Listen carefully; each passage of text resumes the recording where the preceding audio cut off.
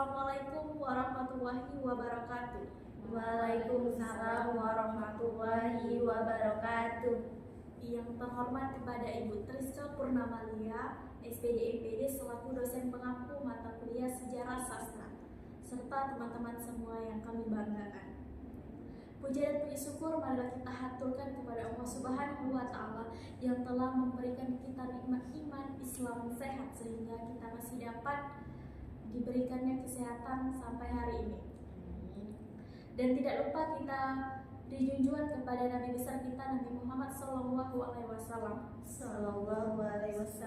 yang telah membawa kita dari zaman kegelapan hingga ke zaman yang terang benderang ini. Baiklah, kami dari kelompok 4 akan memaparkan hasil bedah novel kami yang berjudul Laut Bercerita, karya Leila S. Chudori. Perkenalkan, saya Suci Mariska selaku moderator yang akan mengatur jalannya presentasi hari ini, dan tentunya saya tidak sendiri. Di sini saya ditemani oleh teman-teman saya. Yang pertama yaitu pemateri pertama Soleha, pemateri kedua yaitu Eka Febrianti, dan pemateri yang terakhir yaitu Miranda. Baiklah, langsung saja kita memasuki sesi pemaparan bedah novel. Bab tentang biru laut akan dipaparkan oleh pemateri pertama yaitu Soleha. Kepadanya dipersilahkan. Baik, di sini saya akan memaparkan sinopsis pada bab biru laut. Yang pertama, Seyegan tahun 1991. Biru laut, seorang mahasiswa dan aktivis pergerakan menjalani kehidupan sederhana di Seyegan sambil membangun semangat perlawanan terhadap rezim otoriter.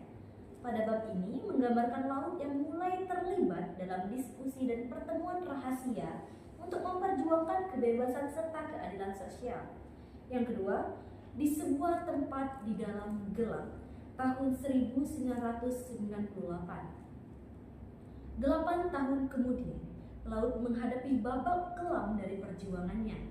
Ia berada dalam penahanan tanpa kejelasan di tempat yang gelap, penuh penyiksaan fisik dan psikologis. Bab ini menggambarkan penderitaan dan perjuangan laut mempertahankan integritas di tengah tekanan yang luar biasa. Yang ketiga, Ciputat tahun 1991. Laut dan kawan-kawan mahasiswa lainnya memperluas jaringan gerakan di Ciputat. Diskusi-diskusi intelektual diwarnai dengan harapan besar akan perubahan, tetapi juga ketegangan akibat ancaman yang terus membayangi dari aparat negara. Kemudian yang keempat, di sebuah tempat di dalam keji tahun 1998. Laut menyaksikan sisi terburuk dari manusia ketika ia mengalami kekejaman di tempat penahanan rahasia. Bab ini menyoroti bagaimana penyiksaan yang ia alami menggambarkan ketidakmanusiaan rezim yang menindas.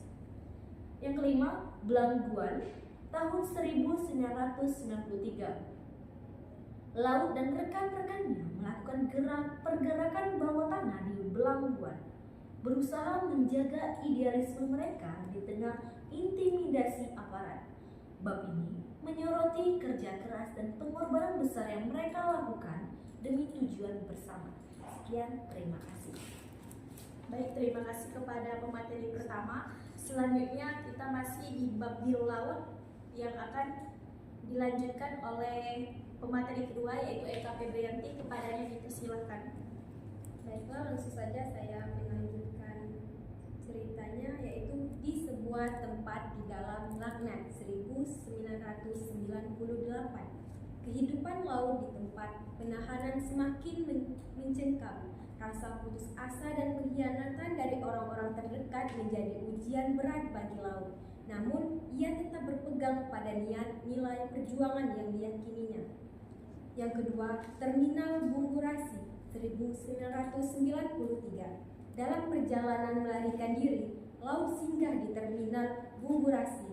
Bab ini menjadi penghubung antara pergerakan yang dilakukan di berbagai wilayah dengan suasana ketegangan akibat buruh aparat.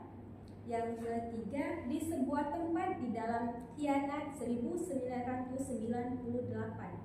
Bab ini menggambarkan pengalaman Laut ketika dikhianati oleh orang-orang yang sebelumnya ia percayai. Rasa sakit yang dialaminya menggambarkan betapa rapuhnya solidaritas dalam tekanan besar. Yang keempat, Rumah Susun Klender, Jakarta 1996. Laut kembali ke Jakarta untuk menyusun strategi baru bersama rekan-rekannya di rumah susun yang sederhana. Namun, tantangan yang mereka hadapi semakin berat dengan semakin agresifnya aparat. Dan yang kelima, di sebuah tempat di dalam Kelam 1998. Bab ini terakhir membawa pembaca pada akhir tragis dari perjuangan Laut.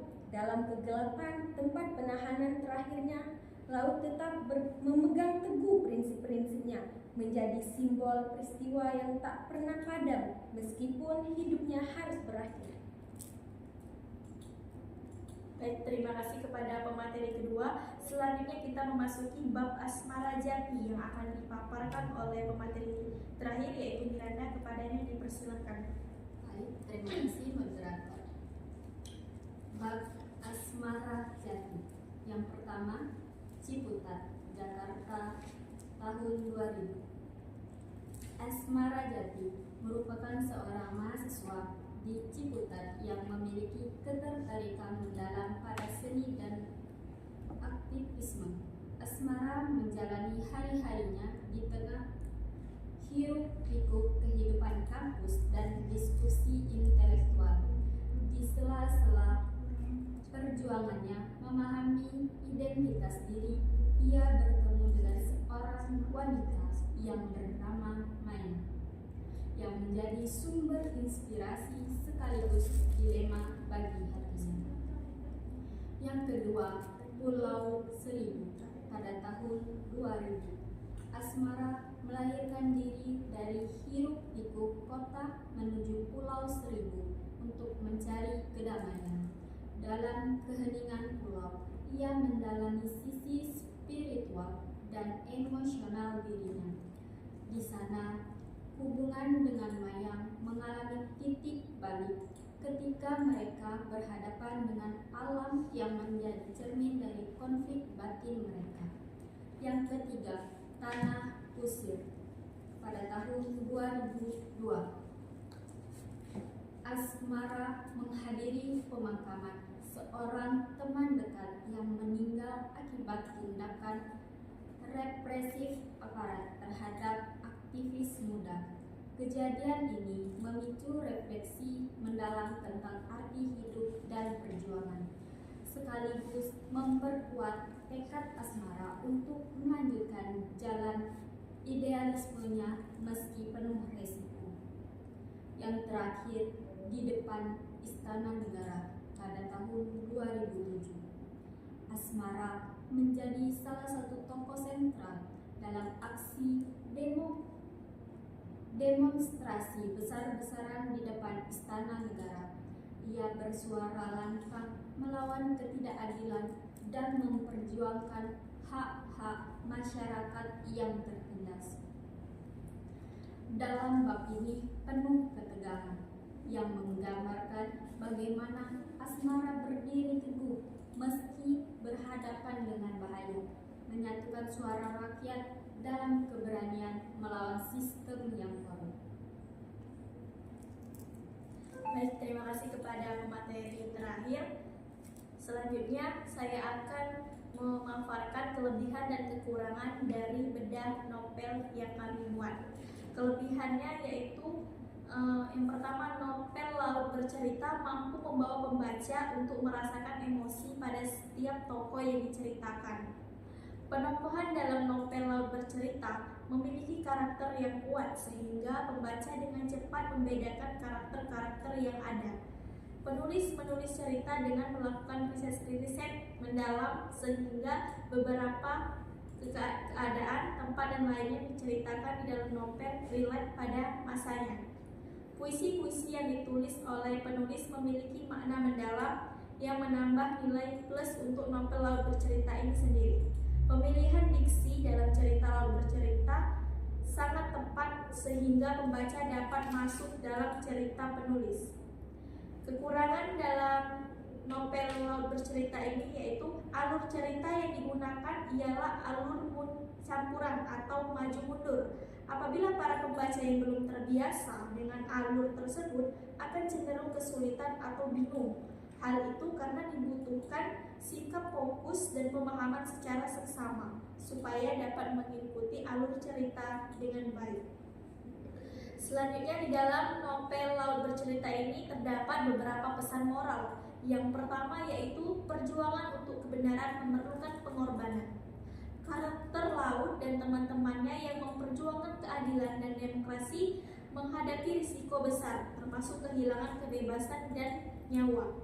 Ini mengajarkan bahwa memperjuangkan kebenaran seringkali membutuhkan keberanian dan pengorbanan.